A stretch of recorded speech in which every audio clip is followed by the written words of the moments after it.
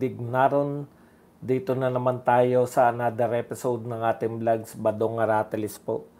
Pag-uusapan natin ngayon, ito po, no? Ito po bang pag-agaw sa kapangyarihan ni Soto at ni Lacson ay patungo po ba ito sa anti-corruption pa rin? Pagpapatuloy pa rin nila yung anti-corruption ng mga senador? Or ito ay patungo na, no, sa anti-Duterte na naman? Yan po yung mga katanungan natin na dapat pong at si Auntie Claire po, nako, duda dito po sa Diskaya. Kaya kita nyo po, no, kaya po pinagdududahan ng mga tao. Ito pong kung talaga bang seryoso ang palasyo sa anti-corruption niya. 'Di ba? Una, pinakita nila, galit na galit sila. Yung corruption sa Pilipinas, pinakita nila na napakalawak, no? Tapos mababalitaan mo, lahat po yan nakikita po natin sa aktwal, nasasaksihan po natin yan sa aktwal dahil dito sa investigasyon na pinamumunuan po ni Senator Marcoleta, no? Kada araw po na iniimbestigahan, padami po ng padami yung expose, no? Pero sa kasawayang palad, kasama po si Marcoleta sa mapapalitan. Kaya nga ang question natin, ang tunguhin ba talaga ng mga galit-galit ni BBM ng palasyo ay papunta sa totoo? Totoo ba yung anti-corruption? O para lang to sa anti-Duterte na naman? Ayan. Si Auntie Claire po, duda. Mamaya, sabihin po natin kung bakit nagdududa. Yan po mapag-usapan natin. Pero bago yan, kung bago ka pa lang dito sa ating channel, mag-subscribe ka na. Dahil ito lang ang tanging channel na may kinikilingan, may pinapanigan, una sa balita, huli sa impormasyon. Kaya ano pang hinihintay nyo? Pindot na, okay? Pag-usapan natin agad-agad, no, mga kapatid. Eto na po tayo, no? Kahapon, bukod po sa mga Diskaya, nilantad din po ng iba pang mga kontraktor. Gusto po nyong imbestigahan, inuna yung kontraktor, tama po to, no? Napilitan yung mga kontraktor na magtapat ng mga katiwalian. Eto po, bukod po sa mga Diskaya, na nilantad po nila yung malalaking pangalan ng mga congressman. Siyempre po, pinakamalaki na po yung pangalan ng magkatropa pips. Teka lang, palobat tong aking kodigo.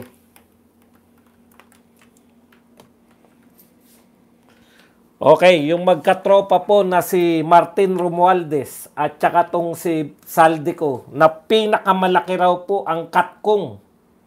Opo, tama po narinig nyo. Pinakamalaki. Nakatkong dito po sa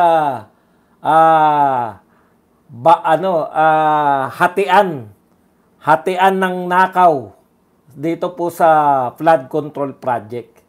Yan si yan po yung binulgar nila. Ito naman po yung isang contractor naman, o actually dalawang contractor, nilantad po yung dalawa pa, no, yung mga pinahuhulaan lang o hinuhulaan lang nila Lacson.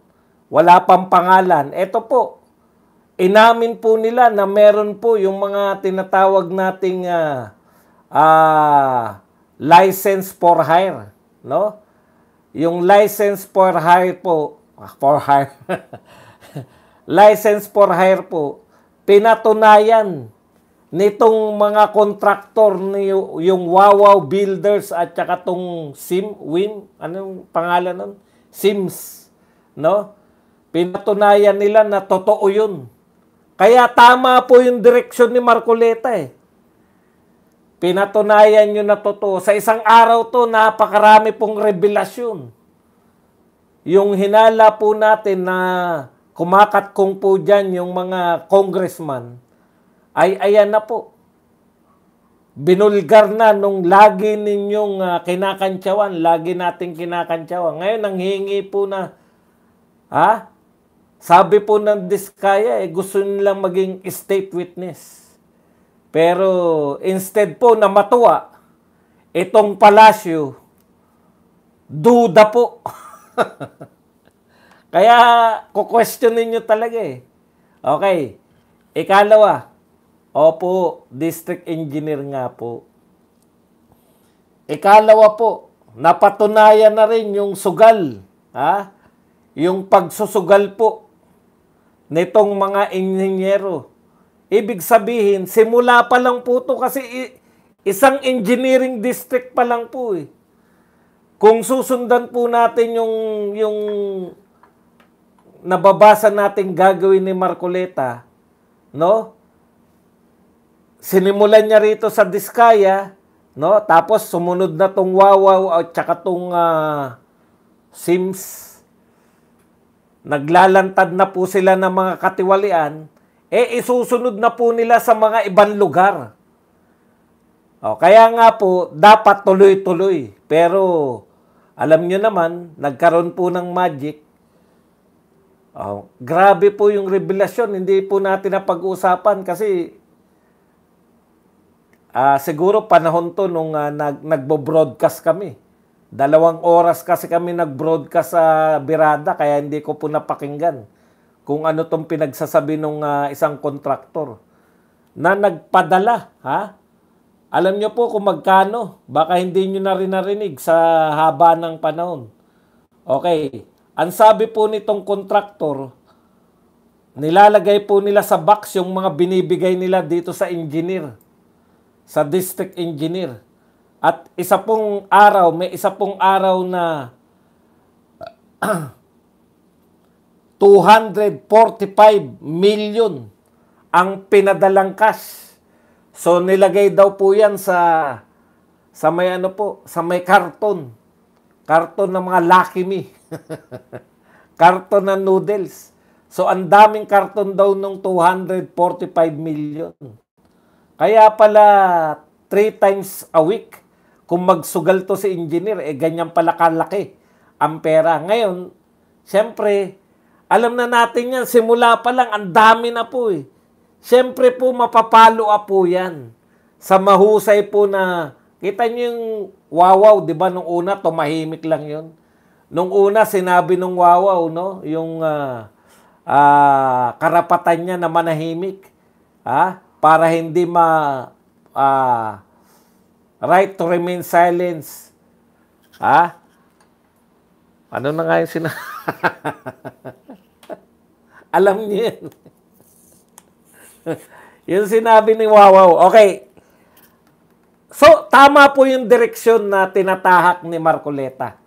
Alam ko po, nasa pressure po na gagawin ni Marcoleta, malalantad po yan against self-incrimination.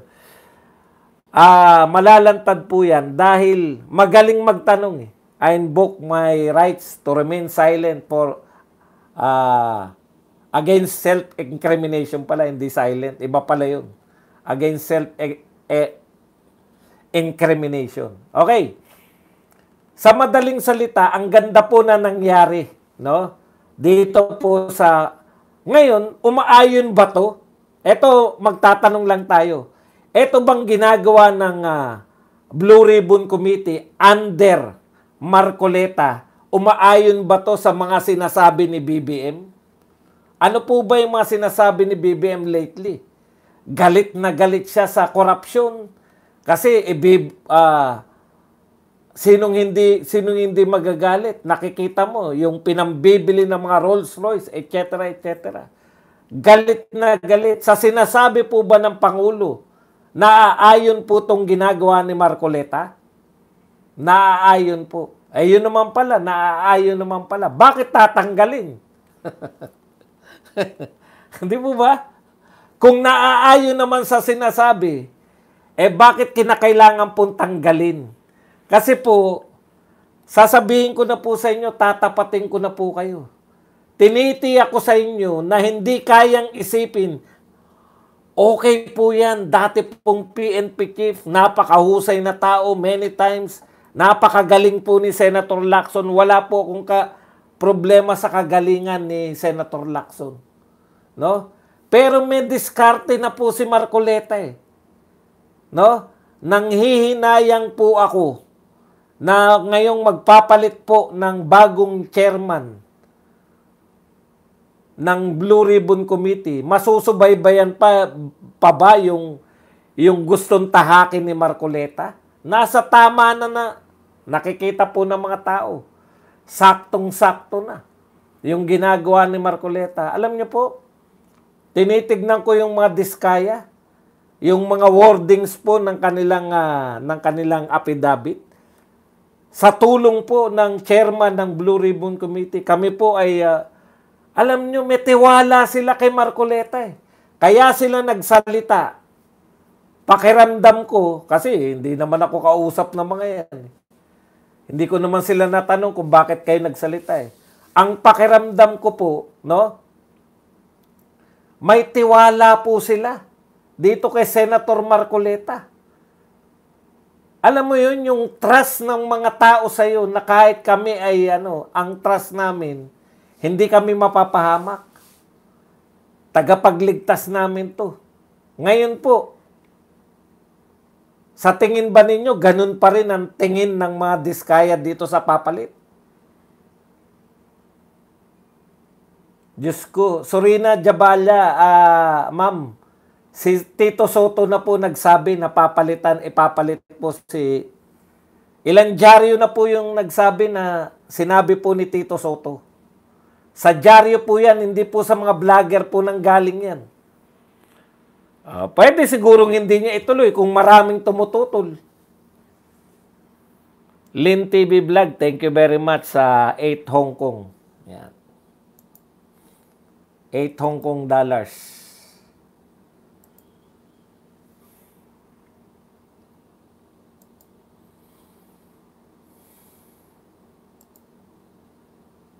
Titignan lang natin kung ano na si Ma'am TV Vlog, Lin TV. Kung moderator na. Ayun, moderator na pala. Okay, balik po tayo. Ano po ang tunguhin ng kudeta na to? Bakit po yung pag-agaw ng kapangyarihan, pagpapalit ng pinuno ng Senado, ito po ba ay itutuloy po nila yung nasimulan ni Marcoleta? Alam niyo po, pasensyahan na tayo Sa tingin ko, walang may kakayahan na magtuloy ng ginagawa ni Marcoleta. Si Marcoleta kasi hindi nakikipagkompromiso Wala po siyang hindi po compromising yung kanyang mga stance. Kung talagang gusto niyang malaman yung katotohanan, yan po. At nagtiwala sa kanya yung diskaya, nagtiwala sa kanya yung mga iba pang kontraktor para finally magsalita na. Ang laki po nun, 245, isang district lang po yan. Ibig nyo ba kaming paniwalain na sa Bulacan lang po naganap yan? Sa Bulacan lang po naganap ng lagayan ng napakalaking pera? Alam ko, yung mga sinabi ni Diskaya, hindi naman po purely sa Bulacan yun. Meron sa Quezon City, yung asawa ni Maine Mendoza. Ngayon po, kumakalat na naman po, di umano. Hindi ko pa po napapanood Kasi picture lang yung nakita ko. Na-interview pala ni Corina Sanchez yung nanay niya, ni Atayde. Atayde ba? Yung asawa ni Maine Mendoza. Okay. Parang part 2 nga raw, Aljon. Ayun, Atayde nga. Arjo Atayde. Na-interview daw, may mga yate, may mga beachfront. Aba, mayaman pala. Ang bunga kala ko, mayaman si Min. Yung pala si congressman po pala ang mayaman. Wala akong sinasabi nakadalawa na si Corina Sanchez. Nakakaamoy ng mga munyaman. Okay, anyways, yan po, no? Yan po ang kaganapan dito. Ang question ko nga, maaantala ba yan dahil aabalahin na naman nila yung sarili nila Kasi po, sa mga pronouncement po ni Tito Soto, gustong-gusto niyang buksan. Ito pong impeachment ni VP Sara. At napakalaki po. Kaya ako, ang sinasabi ko, yung sinasabi ni BBM. Tanong, yung sinasabi ba ni BBM ay yun din ang gusto niyang mangyari? Kasi po, kung ang sinasabi niya na siya ay anti-corruption, dapat na pinupuri na. Una, pinupuri nila si Marcoleta dahil sa napapalantad niya, merong mga very willing. Ngayon lang po ako nakakita ng gobyerno na very willing na yung tao na maging state witness. Pinagdududahan pa. Pero mamaya na po tayo riyan sa pagdududa na yan. Dito muna tayo. Paano po yung mga pronouncement ni Tito Soto before na pwede bang maibalik yung impeachment? Pwede daw. Mga ganyan yung pronouncement niya. Paano yung instance niya o stand niya na siya po ay anti-impeachment? Ito po kasi sa tingin ko lang ang makaka-rival, no? Pag binuksan nila yung impeachment ngayon, magagalit yung mga tao. Ito po ang makakaribal nung galit ng tao dito po sa flood control projects. Kasi bubuksan nyo yung impeachment ngayon. Kaya ako sayang lang eh. Nasayang po talaga. Nasayang yung ganda ng tinatakbo. Okay na sana yung Senado, no? Pero anyways, pumapapil naman yung dalawa na yan, si Tito Soto at si Lacson, pumapapil naman sila na anti-corruption. Hindi naman natin, hindi naman tayo ganun. Wala pang ang ginagawa eh. Yun na nga, yun ang problema natin. Baka wala rin gawin. Baka matenga lang yan hanggang sa magkalimutan na lang. Ito pa isang kinatatakot ko. Silang dalawa rin yung very vocal. In fact, si Senate President pa po yata yung nagpasa ng... tama. Siya pa yung nangungumbinsi sa mga kapwa niya senador nung hindi pa siya Senate President na ipasa nila yung bill na magtatatag ng independent investigation body. Kung very vocal sila dito sa independent investigation body, ano na mangyayari sa Blue Ribbon Committee ni Marcoleta dati? Itutuloy pa ba nila? Kasi contrast po yun eh. Ang ibig sabihin po ng independent investigative body, hindi po sila naniniwala na dapat ang nag-iimbestiga Senado at Kongreso, dapat gusto nila independent ka eh. Ano mangyayari ngayon sa investigasyon kung ang paniniwala ng dalawang pinakamataas na pinuno ngayon ng Senado, si Soto at Lacson, ay dapat yung investigative body na mag-imbestiga? Babaguhin ba nila yung sinasabi nila nun? Sasabihin ba nila ngayon na itutuloy namin yung Blue Ribbon Committee na investigation? O hihintayin nila yung wala namang katiyakan na pagbubuo ng independent body?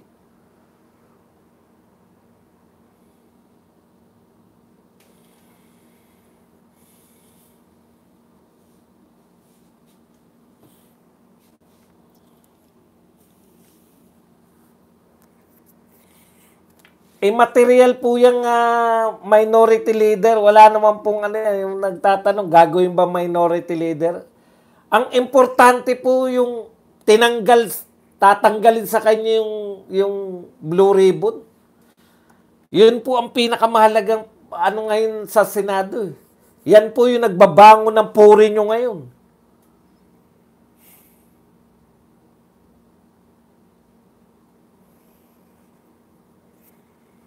Kaya yung tanong, mapupunta na ba uli ang Senado sa anti-Duterte? Bubuksan nyo ba o tutuloy ito? Kinakailangan yung pag-isipan yan dahil natuwa na yung mga tao. Nakita nila yung pagkakaiba ng mga investigasyon ni Marcoleta at ng mga nauna sa kanya. Eto lang po, no, sa haba po ng panahon, kay Napoles pa yata ako nakakita ng maganda-gandang investigasyon.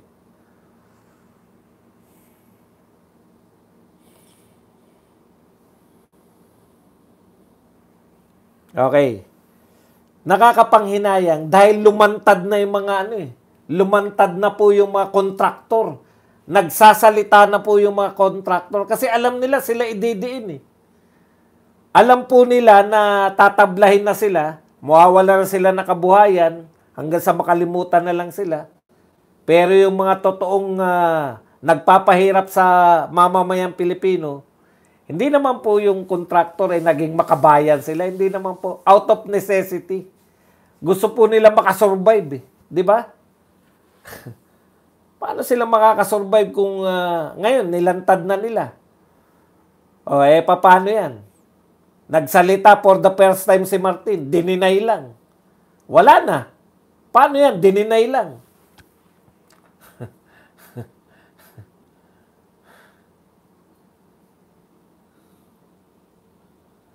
Ang mahirap dito no sa mga senador na iba no, walang mga prinsipyo. Baliktarin. Okay, magpumindot lang po tayo no, mga viewers. Punta po tayo rito sa isa pang usapin. No? Ito po. Sabi po ni kita nyo yung wordings nito ni Auntie Claire, back name dropping with proof. Sa salita mo pa lang ang pangit na Palace says of Discayas claim. Ito po ang mga pahayag nito ni double talker na si Auntie Claire. At ganun din yung boss niya. Ang gusto naman talaga ng Pangulo ay malawakang investigasyon at malaman natin ang katotohanan. Ito na po yung katotohanan. Ano pa bang katotohanan ng gusto nyo? Wala kayong ka-effort. Nilantad na yung katotohanan, aaksyonan nyo na lang.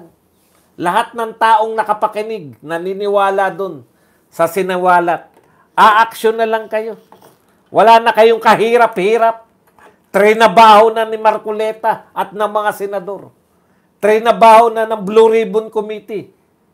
Wala na kayong hirap, aaksyonan nyo na lang. Pero ang una nilang ginawa, imbis na pasalamatan yung mga nagbigay daan ng maunawaan natin kung paano ang nakawan dyan, pinagdudahan po. Yan. Tuloy po natin. Ang ayaw lang naman ng Pangulo ay kung mag-name drop ng walang ebidensya. Kita nyo na. Sa salita mo pa lang na name drop. Name drop ba yan? Negative yung name drop Alam nyo po, ang gustong marinig ng mga tao, poproteksyonan namin itong mga whistleblower. Pasumbong kayo ng pasumbong. Kung meron kayong anomalya na nakikita, magsumbong kayo sa Pangulo. Di ba? Bukang bibig nila yan. Eto po. Sila mismo yun. Sila mismo yung kontraktor. Yung pinagsusumbong ninyo, yung mga sumisilip lang. Parang may anomalya dyan sumbong ko nga. Yung nagsusumbong sa Pangulo, nakakita lang ng bitak, nawarak lang yung mga, eto po, mismo sila yung mga gumawa. Sila yung nagbigay ng suhol. Sila yung mga nanuhol. Pinangalanan nila yung sinusuhulan nila. Tapos, ang sasabihin nyo, no? Ang ayaw ng Pangulo ay kung mag-name drop ng walang ebidensya. Alam mo, abogado ka, Auntie Claire Ang problema kasi, imbis na pinapaliwanag ninyo yung tama, kayong mga abogado na to, kayo yung nanlilito sa aming mga hindi abogado. Ipapaliwanag ko po sa inyo. Ano po yung walang ebidensya? Dalawa po ang ebidensya. No? testimonial evidence, testimonial evidence at saka yung ebidensya na material evidence. Ano po ang pagkakaiba ng material at testimonial? Pag sinabi pong material evidence, nahahawakan mo. Birth certificate, resibo, mga kontrata. Yan po ang physical or material evidence. Pasensya na kung sa mga abogado kung may nakikinig, hindi ko alam mo yung actual na termino. Baka may terminong pang-abogado, pero para lang maintindihan ninyo. Ngayon po, ang testimonial evidence po, testimonya ng mga kasama doon. Testimonya ng mga nakasaksi sa krimen. Testimonya. Pinanumpaan. Once na pinanumpaan yan, once na pinirmahan yan at pinanotaryo, ebidensya na po yan. Ano ba yung sinasabi mong ayaw lang ng Pangulo ay kung mag-name drop ng walang ebidensya? Once po na pinirmahan mo yung salaysay mo, pinanumpa ang salaysay, ebidensya na po yan. Yan yung problema sa inyo. Nililito nyo kaming mga hindi abogado. Pero pwede naman po namin sa experience po, maunawaan namin na hindi lang po material or physical yung evidence. Pwede po yung testimonial. Testimonya ng Diskaya. Pinanumpaan niya. Ebidensya po yun. Ano yung sinasabi mo walang ebidensya? Good morning, Sir Buds. Konting pangkape. Glenn Llanera. Thank you very much sa 199 pounds. Mali po yan na walang ebidensya. Yun na nga mismo yung ebidensya. Yung pinanumpuan. Iyak na naman. Pagpasok ng mga loyalista, automatic, no? Iyak. Mag-iba naman kayo ng verb. Magdalamhati ka na, dalamhati naman, ganun. Ka naman, nalungkot ka naman. Bakit mo pinoprotektahan ng mga magnanakaw? Hindi ko nga po pinoprotektahan. Gusto ko nga po na kasuhan yung mga sinabi ng mga Diskaya na magnanakaw. Ako pa nagprotekta. Okay. Punta na po tayo rito. 'Di ba? Kailangan naman po talaga mabigyan ng proteksyon. Tignan niyo yung double talk, Tignan niyo yung double talk nila. Kailangan naman po talagang mabigyan ng proteksyon ng mga witnesses na talagang may kinalaman sa mga facts and data about this. Kailangan po talaga ng proteksyon. Okay naman pala Kay Auntie Claire, kailangan daw ng proteksyon. At hindi naman po yan ipagkakait ng pamahalaan. Hindi pala yan ipagkakait sabi ni pero sana nga po ang gusto nating madinig sa lahat ay yung kabuuang kwento. Yun, tama ka naman doon, Auntie Claire. Gusto nating marinig yung kabuuang kwento. Kaso, isasalang pa ba yan ni Lacson? Yung mga Diskaya ba, isasalang pa uli? Kailangan daw madinig yung buong kwento. Pinalitan nyo yung Blue Ribbon Committee.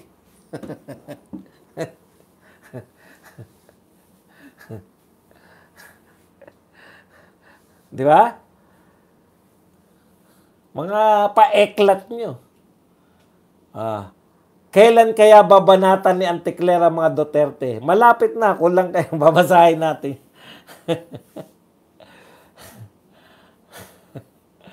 Okay.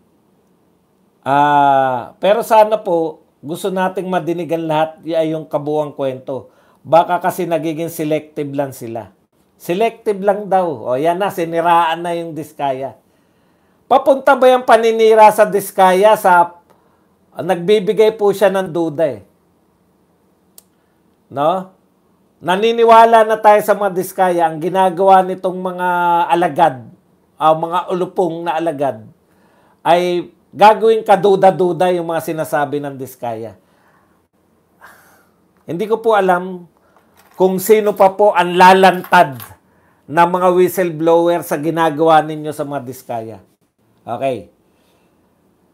The palace, however, cautioned against selective revelation, citing Sara Diskaya's earlier claim that their flood control contracts began in 2016. Okay ba? Pag nabanggit ba in 2016, wala nang kasalanan si Martin at Saldico? Yun ba yung magic word? Duterte at 2016? Si Diskaya na rin na nagsabi, ngayon lang may malalaking mga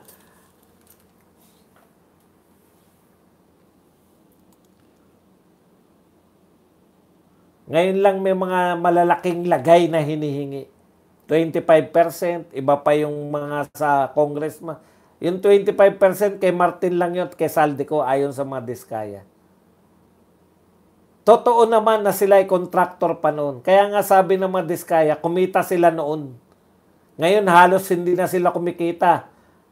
Ang ginagawa nila, dinadamihan na lang nila yung bidding, dinadamihan nila yung paggawa kasi sa dami ng mga kolektor. Ang mahiwaga ba yung 2016? Pero sana nga po, ang gusto nating madinig ay yung kabuang kwento, baka kasi selective sila. Ayan. So, pagdududa. Ngayon, ano ba yung sinasabing proteksyon ni Auntie Claire?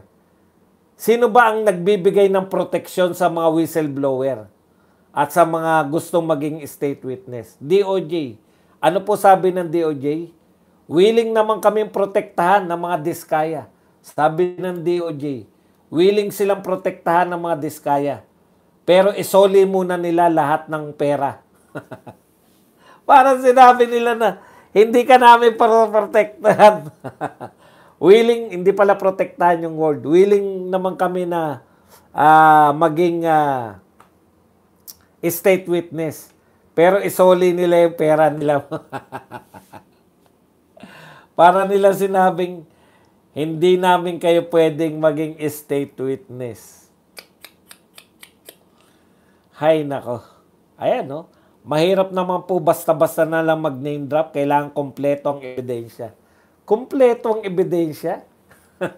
Yun na nga po yung ebidensya, oh, nanumpa po sila. Ang gagawin po ng matinong nag-imbestiga, corroborate po yan.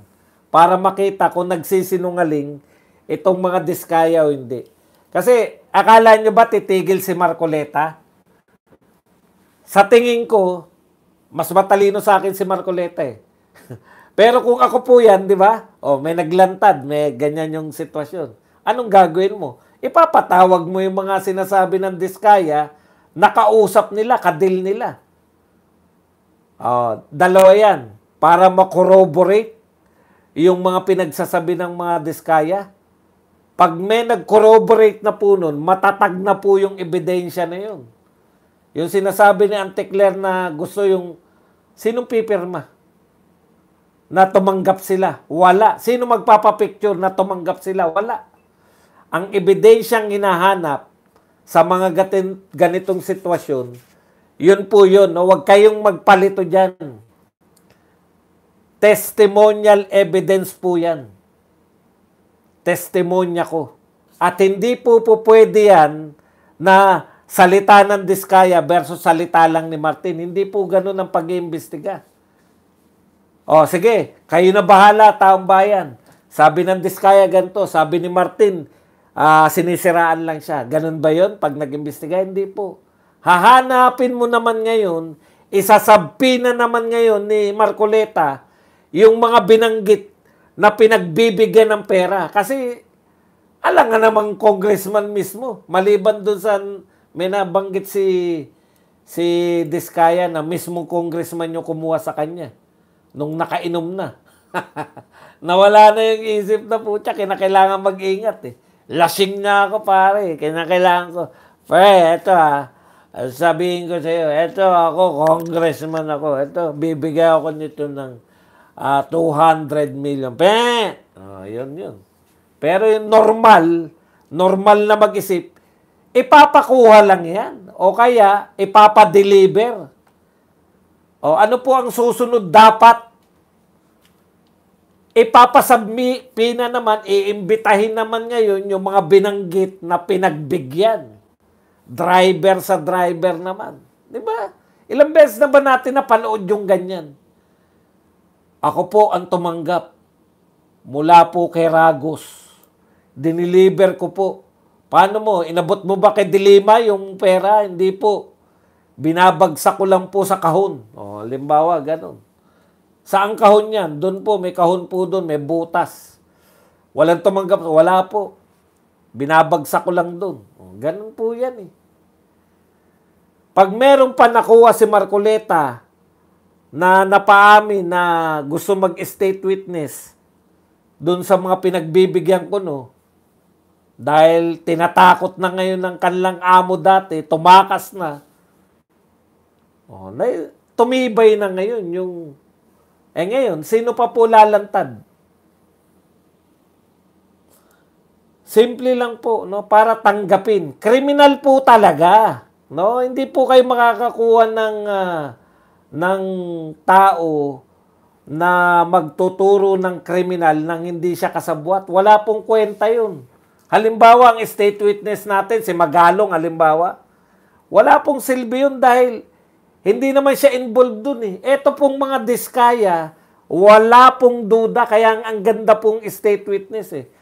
Pero dahil hindi po ako abogado, dapat ang dinidetermine lang ayon kay Marcoleta. No? Ngayon ko lang narinig na dapat magsole. Wala po eh. Ang i-determine mo lang, ito ba ang pinaka-guilty? Ito ba ang mastermind? Alam nga namang mastermind ka, tapos state witness ka. Kung ikaw ang pinaka-guilty, may mga degree ng pagiging guilty. Yun ang hindi ko na alam kasi para sa abogado na yun. Kung pasok siya ron, na hindi siya yung pinaka-guilty, ako sa tingin ko hindi siya pinaka-guilty. Ang pinaka-guilty yung binibigyan ng 25%. Hindi rin pinaka-guilty yung mga nadaanan lang. Di ba? May mga congressman na nadaanan lang, 5% lang, 10% lang.